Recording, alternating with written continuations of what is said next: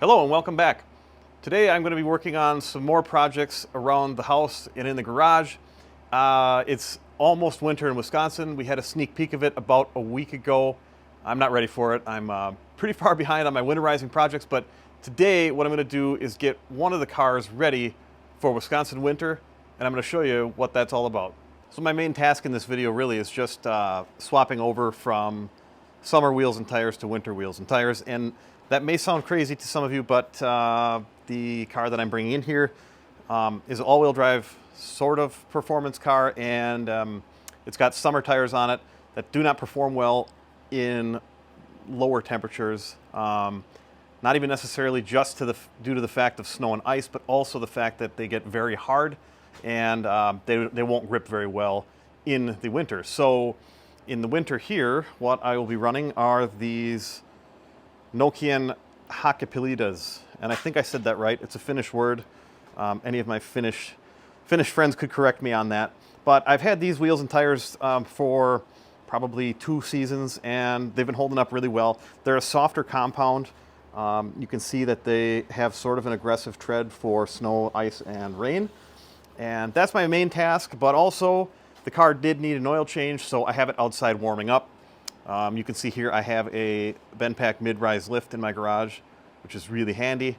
That's what I'll be using today to get her off the ground. I can do the wheels and tires, all 4 of them at the same time, and then also I can do the oil change. And as luck would have it, as soon as I put the car outside, it started raining. So I'm gonna bring the car back in and we'll get started.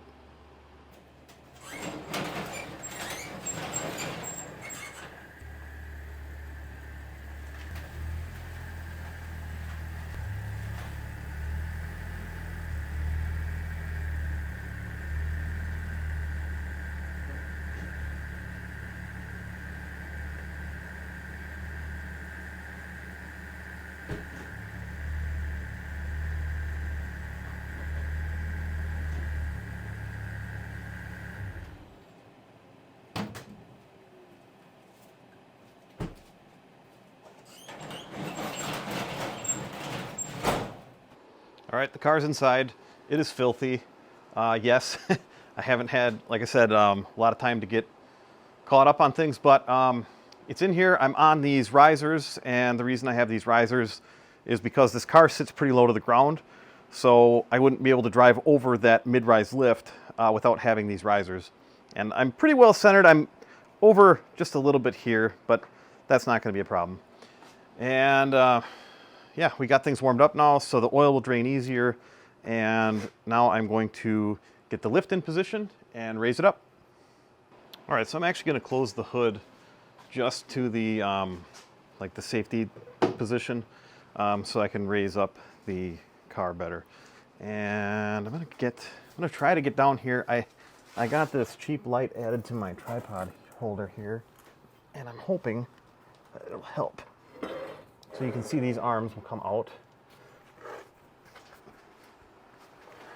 And that one up here. Okay, and I gotta do the same thing on the other side.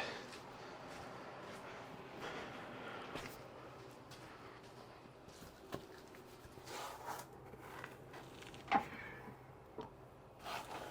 will actually slide on. Here's the cup that needs to go on the pinch weld of the car. You can see here there's a spot for it, so I kind of try to line it up with my hand like that. And this one here. Where's my spot? Looks like right here is the spot for there. So again, get that lined up. This is sort of an optical illusion, but that should be fine. Okay, I'll take them to the other side.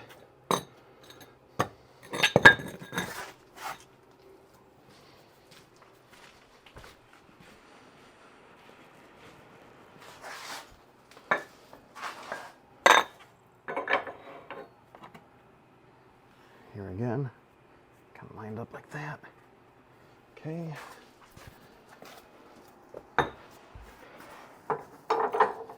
And Here again, we got the pinch weld. So here's the lift hydraulic power pack, if you will. Just one button on it, and then that's to lower it. So I'll press the green button.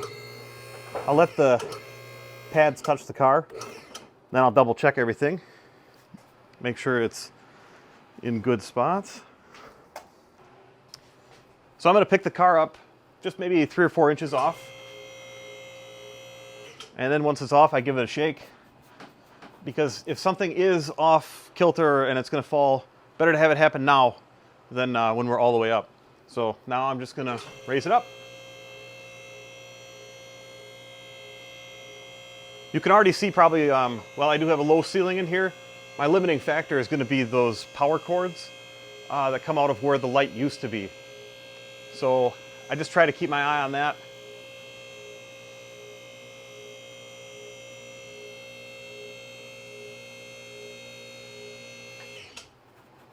I can still see there's a little more room there yet. That should work.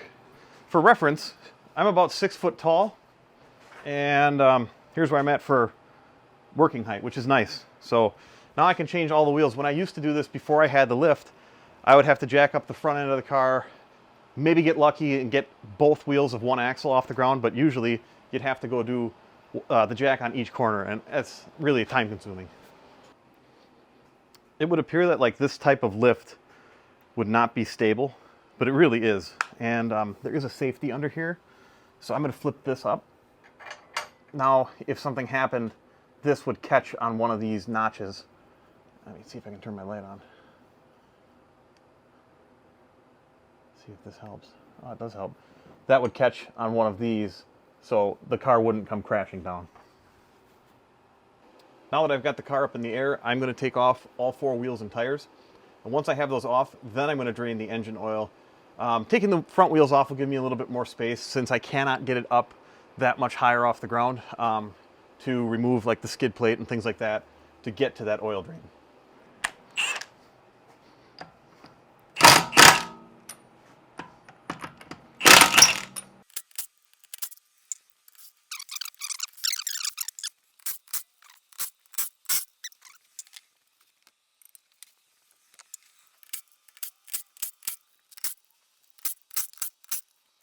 So we've got the summer tires off now, summer wheels and tires off.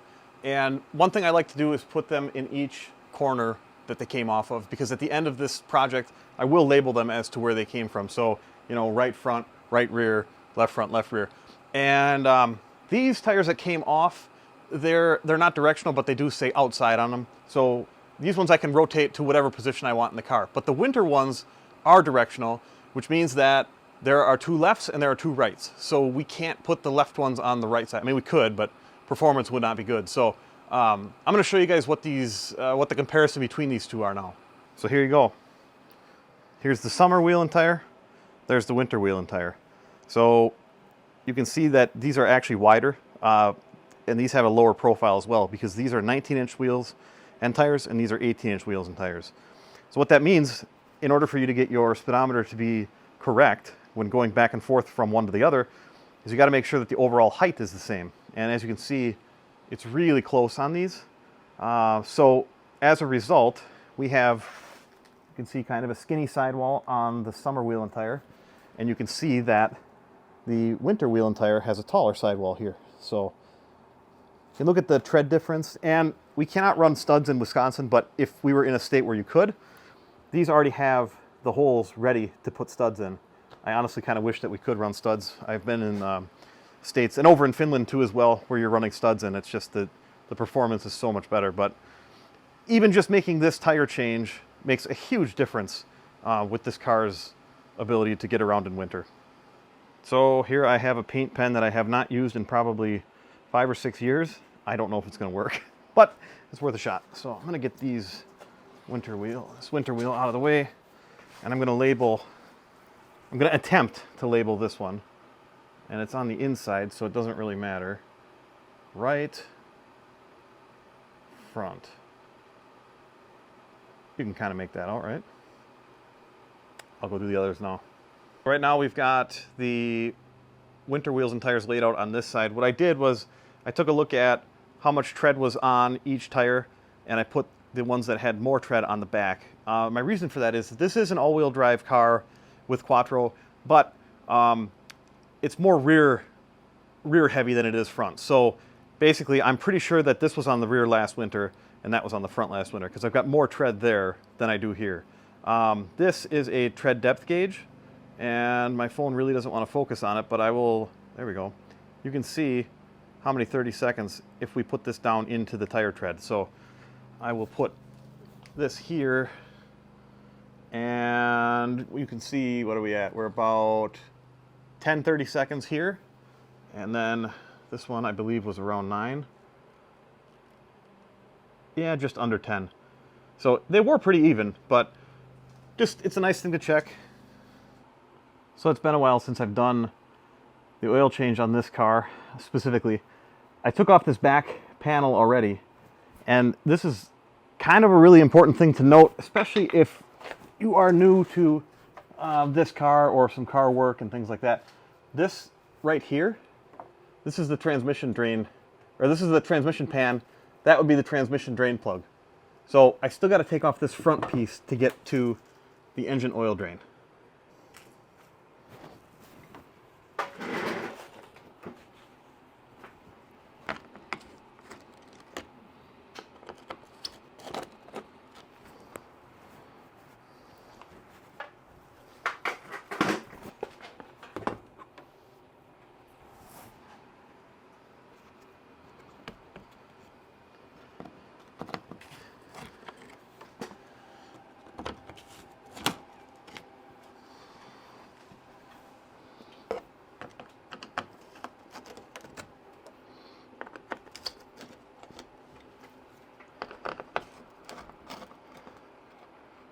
Okay, so now we got all those quarter turn Phillips screws, or quarter, half turn, whatever they are.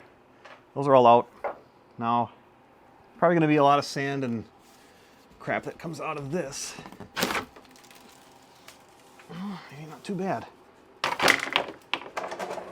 Now, we can see the oil drain, which is right here. All right, so here we go.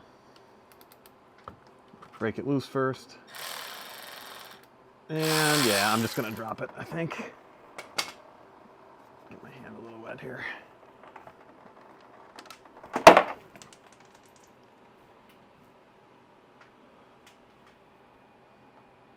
Only got a little bit on my hand, not too bad. All right, so I let it drain for probably about 5 minutes. That's good enough for me. Here is the new drain plug and new crush washer, and I will spin that on.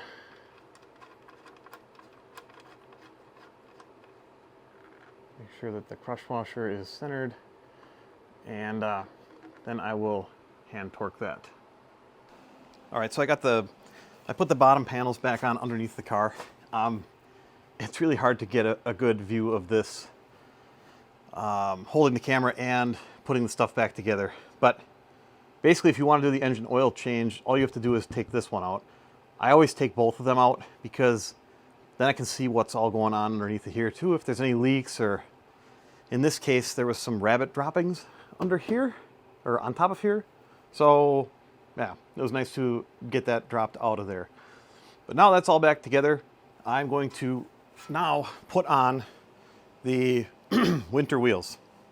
So I actually have a separate set of wheel lug bolts for winter versus summer as well. So here's what they look like for winter. They're just a regular, I think these are 17 mil. I got to double check, but they're not the splined insert ones like the summer ones are. And these are just a black coated, black painted lug bolt, sorry. I'm very used to lug nuts in pretty much everything else that I work on. This car is the exception, and honestly, I prefer lug nuts because it's way easier to get things started, in my opinion. They make like a stud hanger you can use. I don't know. I don't care for that much. But basically what I'll do is I'll get each wheel started here now.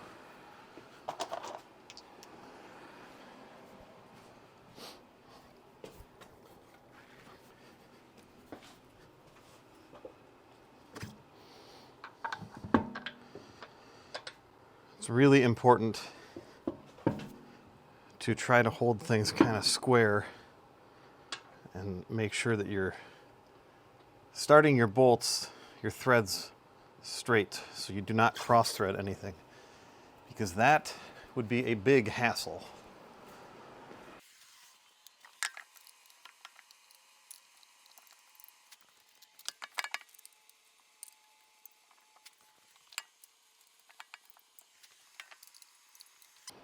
So I've got all the lug nuts loosely started. Now I'm going to walk around with my Milwaukee Impact, and I'm just going to snug them all up.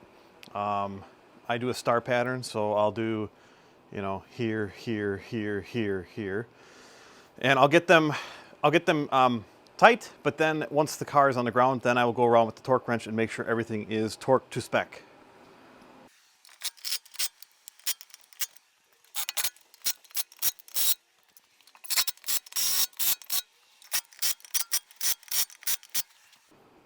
All right, I'm ready to set the car down.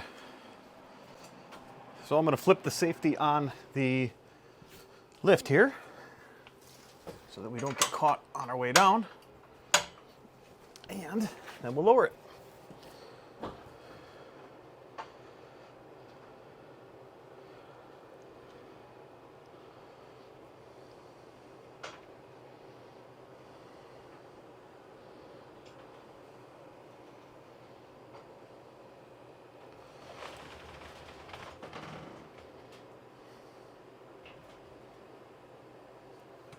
All right, back on the ground. Just so I don't forget to do this later, I'm going to take these off and flip these back in with the lift. I haven't forgotten to do that yet, but I don't want today to be the day that I start to forget that. Things can happen. So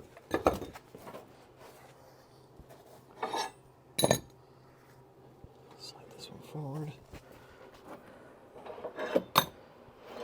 Slide that one backwards. And I keep those all right against the wall over here. And you can see they call these ones truck adapters. So if you're putting like a SUV or something like that, that'll take up a little bit more of the height difference to get the lifts going. All right, now we're on the top side and we got to do the oil filter. So I have a 36 millimeter socket. This is actually from like my axle hub socket set, but that fits on here perfectly. And then a 1/2 inch ratchet, and it should come off relatively simple. Set this here.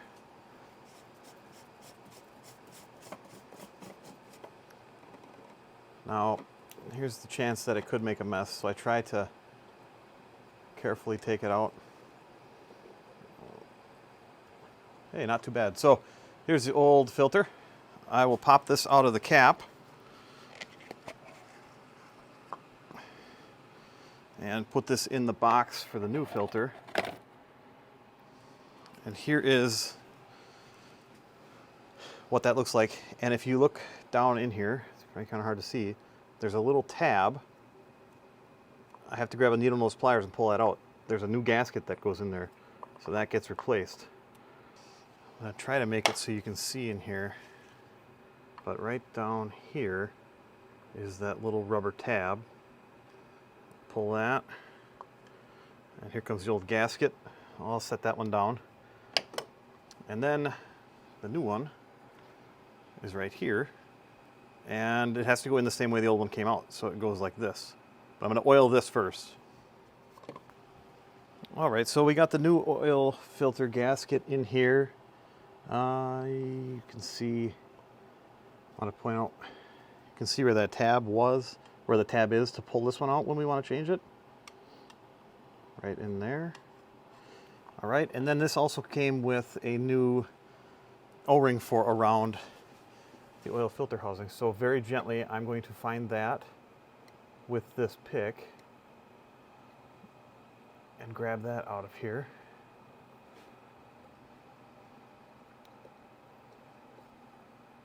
So I thought. There we go. There's the old one. Now I will put a coating of oil on the new one. Set this pick down. And this should just go around the edge here. Should just kind of stretch into place and pop in. I think you heard it click. So we're good there. We've got the new oil filter, the old oil filter cover. So we'll put that in here. And we'll slide this in. And since we oiled the gaskets, it should go in relatively nicely. And once we get down to the bottom, it's almost seated all the way now, and we have a torque spec up here on 25.5 Newton meters. So that's not really a lot of torque. It's important to not over torque this. And the same goes for the oil drain plug. Do not over torque those. All right, it's time to fill up the oil. I am using Liquid Moly SAE 5W40 Molygen new generation oil. This stuff right here.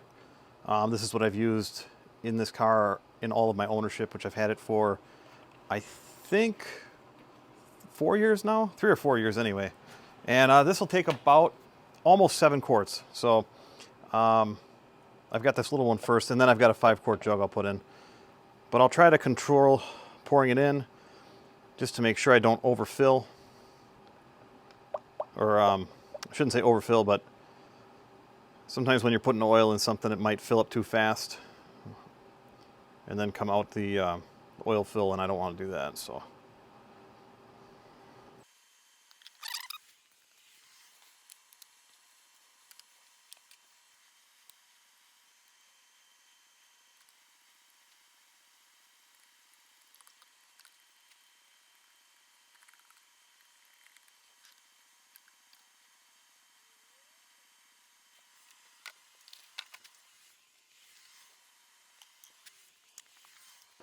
something else that's kind of cool I wanted to show you was that oil that I use in here has a fluorescent dye in it. So if you do have leaks on the car, like you saw earlier, I could probably trace that down using this black light or leak detector flashlight, it's called. So what I did, I just put a splash of oil in this Milwaukee pack-out bin just to see what this would look like. And maybe it's kind of hard to see on camera, but it's lighting up green. Kind of cool. I'll do it this way once. There you can really see it. So you could really see in that oil, though, as I was pouring it in the car, it's got kind of a greenish tint to it. That's the reason. So one of the funny and or ridiculous things about this car is that it did not come with a dipstick from the factory. Here from the factory, there was just a little black plug that clipped in, and you could not check the oil level here. You're supposed to check it using the computer's MMI system. You go into, you hit setup and or settings, and you check the oil level that way. And it should be accurate, but it takes time as well. So I ended up and I got the dipstick. I'm not sure what it's actually originally for, but it fits this engine perfectly and actually shows accurately as well. It's one of the first mods that a lot of people do when they buy one of these 3.0 V6 Audis. All right, so we got the oil topped off, oil and filter changed. I'm going to start it and let it run for maybe 10 seconds, and then we'll check the oil level again.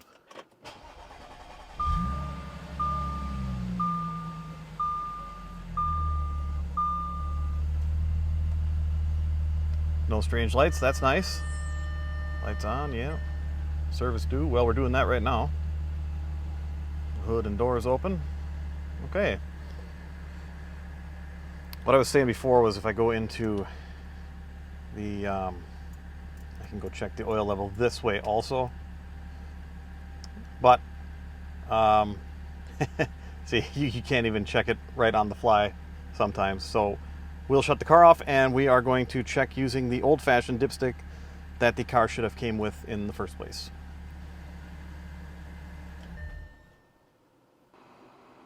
And looking at the dipstick,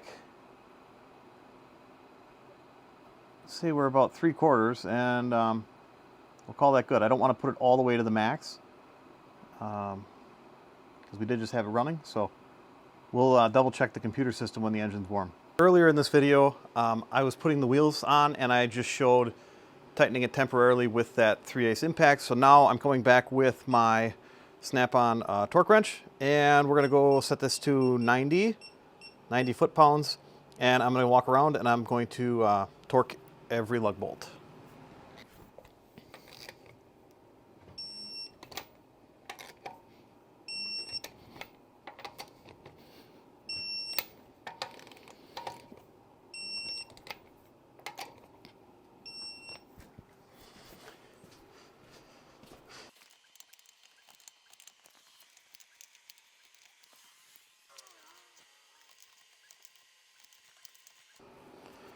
All right, last step is tire pressure. You can see I've got this handy tire inflator. I have the air compressor already filled up, so this I can just put on each valve stem. It'll tell me what's in there, and then I can inflate or deflate.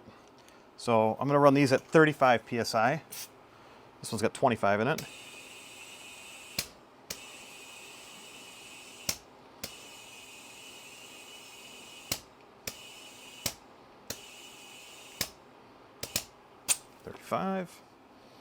And I'll do that on the other 3.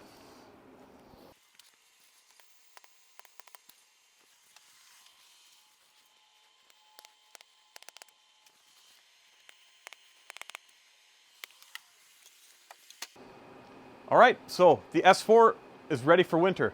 We got the oil changed, oil filter changed. We got the wheels and tires swapped over from summer to winter, and I checked the tire pressures, we torqued the wheels, we got everything ready to roll, everything, gave the car a shakedown, everything underneath is solid.